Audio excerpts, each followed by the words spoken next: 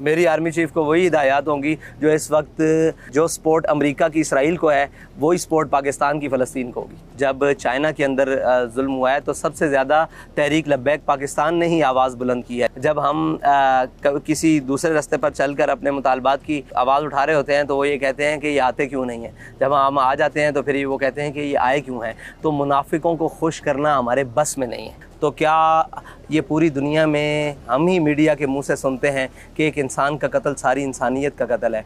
तो वो मीडिया का म्यार सिर्फ एक काफिर के कत्ल के लिए है या किसी इंसान के कत्ल के लिए है। हमास जो है ना वो अपनी ज़मीन की दिफा की जंग लड़ रहा है। इसराइल नाजायज़ काबिज़ है, उसके ऊपर कल भी हमला करना ठीक था, अमन था तब भी हमला करना ठीक है, आज भी हमला करना ठीक है हमास का।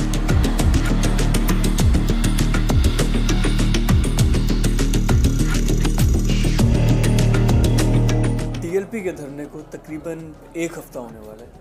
कुछ बता सकते हैं कि धरने का मकसद क्या है? पहली डिमांड यह है कि फ़लस्तीनियों के लिए ग़िज़ाई और तिब्बी इमदाद की तरसील को बहाल किया जाए। दूसरी ये है कि सरकारी सतह पर तमाम इसराइली मसनूआत का बाइकाट किया जाए। और तीसरी ये है कि जो नेतन्याहू है उसको सरकारी सतह पर दहशतगर्द करार दिया। हुकूमत की तरफ से जो है ना वो इंतज़ामिया ही लगी हुई है अभी तक, जिसे एडमिनिस्ट्रेशन कहा जाता है वही लगी हुई है। और बाकी उनकी तरफ से कोई अभी तक जो हुकूमती नुमाइंदे हैं वो अभी तक नहीं बैठे। हम अपने मुतालबात पूरे होने तक यहीं बैठे हैं। अगर हुकूमत ने संजीदगी से इस बात को ना लिया तो इंशाअल्लाह फिर इसका दायरा कार पूरे मुल्क में वसी हो जाएगा। पाकिस्तान में ये एक बहस आम है कि पाकिस्तान एक एटमी कुव्वत है और पाक अफवाज को फ़लस्तीन की मदद के लिए जाना चाहिए। क्या आप भी इस किस्म की कोई ख्वाहिश रखते हैं? बिल्कुल, हम तो यही चाहते हैं कि ये ऐसा काम करें, लेकिन हमारे हुक्मरान, मैंने पहले कहा, जो IMF के और आलमी ताकूत के शिकंजे में जकड़े हुए हैं और फिर उन्होंने पूरे इदारों को भी गिरवी रखा हुआ है, जिनके एयरपोर्ट्स और जिनके जहाज़ गिरवी पड़े हों, जिनके पेट्रोल पम्प्स और जिनके रनवे गिरवी पड़े हों। आप उनसे उम्मीद रखते हैं कि वो यहाँ से F-16 उड़ाकर, जहाज़ उड़ाकर या C-130 उड़ाकर उनके पास मदद के लिए जाएंगे? अगर आज आप वज़ीर आज़म होते तो आपका आर्मी चीफ को क्या हुक्म होता? मेरी आर्मी चीफ को वही हिदायत होंगी जो इस वक्त जो सपोर्ट अमेरिका की इसराइल को है वही सपोर्ट पाकिस्तान की फ़लस्तीन को होगी। जो बरतानिया की सपोर्ट इसराइल को है उससे ज़्यादा बढ़कर पाकिस्तान की सपोर्ट फ़लस्तीन को होगी, गज़ा को होगी। फैज़ाबाद पर जब धरना होता है तो आम लोगों की ज़िंदगी बहुत मुतासर होती है। अगर मकसद हुकूमत पे प्रेशर डालना है तो डी चौक पे धरना क्यों नहीं देते? देखिए, हमारी अपनी एक आइडियोलॉजी है। हम ये समझते हैं कि यहाँ पर ज़्यादा हुकूमत के ऊपर प्रेशर पड़ता है। हम जब भी बैठते हैं, लोगों की कन्फ्यूजन जिनकी है उनको कहें कि आप डी चौक पर जाकर बैठ जाएं, हो सकता है आपके मुतालबात कुछ लेकर बैठ जाएं। तो बस अपनी अपनी मामलात है, अपनी अपनी तरीक़ेकार है। हमने तो कभी किसी को नहीं कहा कि डी चौक वाले यहाँ क्यों नहीं बैठते। तो अपने अपने तरीक़ाकार है, एहतजाज का तरीक़ाकार है। 2017 में TLP के धरने पर जस्टिस काजी फ़ाइज़ ईसा साहब का सख्त रद्द-ए-अमल आया था। इस वक्त वो चीफ जस्टिस ऑफ पाकिस्तान है।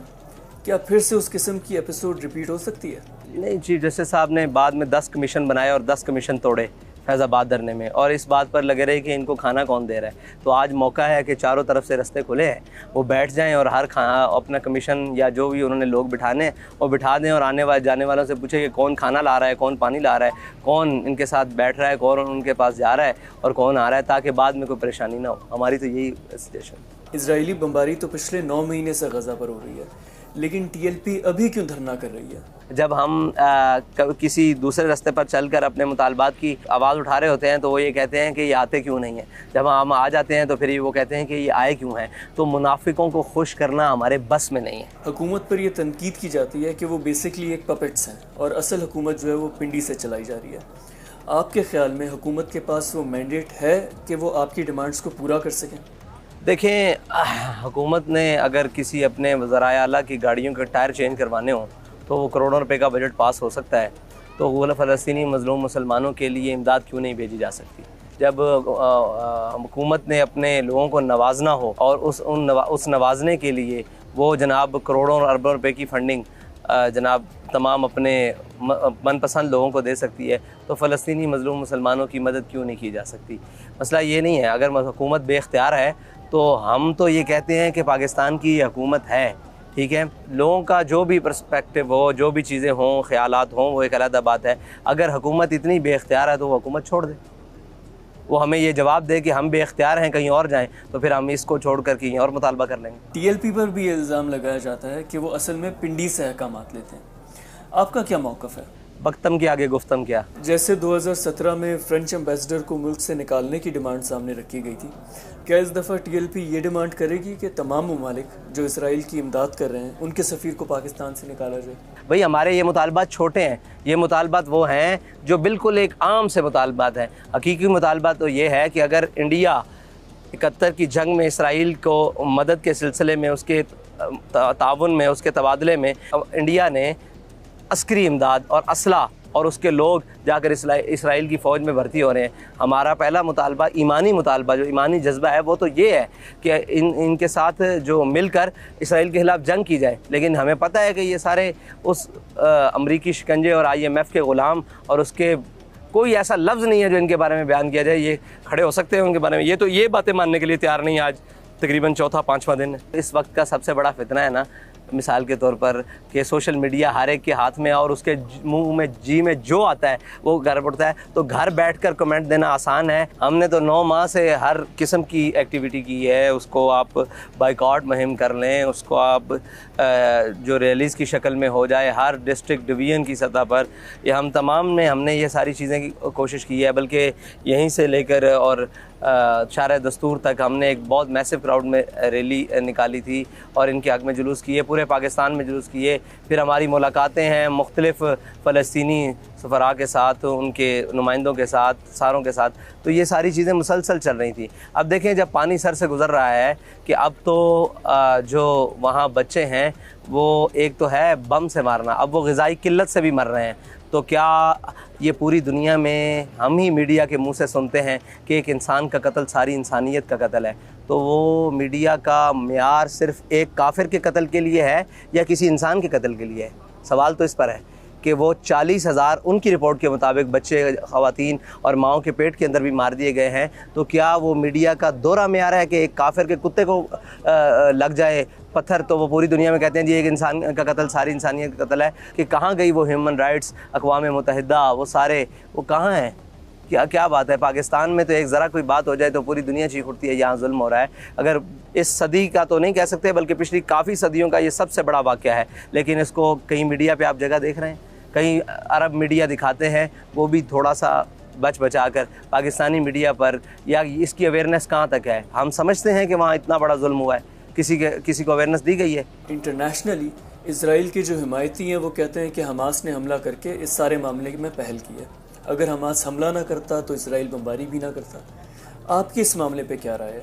आप इंटरनेशनली कहाँ बात करते हैं? यूरोप में हमास की हिमायत में, यूरोप अगरचे हमास को दहशतगर्द अपनी तरफ से कहता है, लेकिन पूरी यूरोप हमास की हिमायत में है। इस वक्त अमेरिका के अंदर हमास की हिमायत है, कोलंबिया के यूनिवर्सिटी के स्टूडेंट हमास की हिमायत में है। पूरी दुनिया के अंदर जितने भी मुजाहरे हो रहे हैं वो हमास और इसराइल के ख़िलाफ़ और हमास की हिमायत और फ़लस्तीन की हिमायत में हो रहे हैं। तो ये बातें तो तब थी जब वो कोई अगर आगे से ये कहा जाता कि ठीक है इस मामले को बैठ कर देखा जाए, अक़वाम मुत्तहिदा में देखा जाए, जिसके जवाब में इतना बड़ा नुकसान कर दिया गया, तो वो गलत कैसे था? वो तो ठीक था, वो सही कहते थे कि ये जेनोसाइड है, ये इस इंतज़ार में बैठे हैं कि हमें मारना कैसे है, तो उन्होंने वो अपना रंग दिखा दिया है। हम तो उसको बिल्कुल भी गलत नहीं कहते, ना आज कहते हैं, ना कल कहते हैं, ना कल आइंदा कहेंगे गलत। हमास जो है ना वो अपनी ज़मीन की दिफा की जंग लड़ रहा है, ठीक है, जैसे अफ़गानियों ने लड़ी, जैसे इराकियों ने लड़ी, जैसे पूरी दुनिया में वो लड़ते हैं, जैसे वो वियतनाम वालों ने लड़ी, ठीक है जी। वो अपनी ज़मीन की दिफा की जंग में, इसराइल नाजायज़ काबिज़ है, उसके ऊपर कल भी हमला करना ठीक था, अमन था तब भी हमला करना ठीक है, आज भी हमला करना ठीक है हमास का, क्योंकि वो काबिज़ है, वो वहाँ का हकदार नहीं है, वो काबिज़ है। इस नज़रिए को पहले समझेंगे तो फिर समझेंगे हमास ने ठीक किया या गलत किया। चाइना में भी मुसलमानों पर जुल्म हो रहा है और यमन में भी सऊदी अरब और ईरान की जंग में मासूम यमनी बच्चे शहीद हो रहे हैं, उस पर टीएलपी आवाज़ क्यों नहीं उठाती? हम मज़लूम मुसलमानों, मज़लूम यमनियों के साथ हैं। फिर जब चाइना के अंदर जुल्म हुआ है तो सबसे ज़्यादा तहरीक लब्बैक पाकिस्तान ने ही आवाज़ बुलंद की है चाइना के मुसलमानों के हुकूक़ के लिए। मसला ये है कि वहाँ पर हुकूमती जबर है, वो हुकूमती इलाका है, यानी कि चाइना की गवर्नमेंट वहाँ रिट मौजूद है, ठीक है, वो इलाका है और वहाँ पर मुसलमानों के ऊपर जुल्म किया जा रहा है और उनको जेलों के अंदर बंद किया जाता है, तशद्दुद किया जाता है। इस तरह तो फिर मिस्र के अंदर इख्वान के साथ किया गया, इराक़ के अंदर किया गया मुसलमान को। बल्कि आप यहाँ देखें पाकिस्तान में जब हम फ्रांस वाले मसले पर निकले गए तो हमारे साथ नहीं किया गया। ये है वो हुकूमतें जो जबर करती हैं, जो बैनुल अक़वामी एजेंडे पर मौजूद हैं, तो उनके ख़िलाफ़ तो वहाँ की मकामी लोग भी खड़े हैं और हम भी उनके साथ हैं। मसला ये है गज़ा वाला और फ़लस्तीन वाला मसला अलहदा है कि वहाँ से नाजायज़ अब रियासत ऊपर से बम बरसाती है, नीचे से खुराक बंद करती है। आप देख रहे हैं सहूनी यहूदी जो हैं, जिनकी जनाब वो कट्टर किस्म के, वो जाने वाली खुराक को लीक कर रहे हैं, रास्ते में ज़ाया कर रहे हैं। आपने देखी होंगी, बिल्कुल देखी होंगी, और जाने वाली अद्वियात और तिब्बी अद्वियात को वो ज़ाया कर रहे हैं। तो ये मसला और वो मसला अलहदा है। क्या टीएलपी को ये खदशा है कि कोई फॉल्स फ्लैग ऑपरेशन होगा जिसके बाद तोड़फोड़ का इल्ज़ाम टीएलपी पे लगा दिया जाएगा? देखें, ये सारी चीज़ें तो मौजूद रहती हैं, पहले भी मौजूद रही हैं, अब भी मौजूद रही हैं, लेकिन इंशाअल्लाह अल्लाह ताला बेहतर रसा रहेगा। हमारे कारकुनान इंशाअल्लाह समझदार हैं, हर लिहाज से मौजूद हैं, और हम पाकिस्तानी रियासत और हुकूमत से भी ऐसी तवक्को नहीं रख सकते कि वो ऐसा चाहें कि ऐसे मामला ख़राब हों। खादिम रिजवी साहब की कमी महसूस होती है जब आपको इस किस्म के हालात का सामना करना पड़ता है?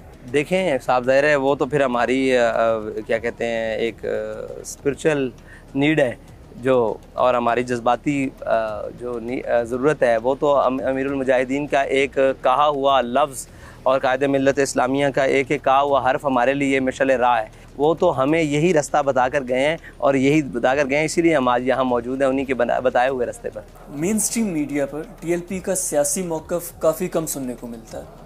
क्या आप बता सकते हैं कि हुकूमत का पीटीआई को बैन करने का जो फैसला है उस पर टीएलपी का क्या मौक़िफ़ है? अभी तक दिल और दिमाग से तहरीक लब्बैक को किसी मीडिया हाउस ने कबूल नहीं किया, वो पाकिस्तानी हो या जो भी यहाँ पर हमारे यहाँ मीडिया काम करता है। दूसरी बात, आपने कहा कि तहरीक इंसाफ पर पाबंदी लगने की, तो हम किसी भी सियासी जमात के ऊपर पाबंदी लगने के हक़ में नहीं है। और किसी भी सियासी मजहबी जमात हो जो अपने राइट्स के लिए बात करे या अपने हकूक़ के लिए बात करे, या उसका पाकिस्तान में हक़ है आइन के आर्टिकल्स के मुताबिक, हर पाकिस्तानी शहरी अपनी सियासी जमात बना भी सकता है, उसको रजिस्टर कर सकता है, उसके लिए वोट मांग सकता है, इलेक्शन लड़ सकता है। तो कोई भी सियासी जमात हो उसको बैन करना इस तरह नहीं ठीक। Thank you for watching the full video. आप में से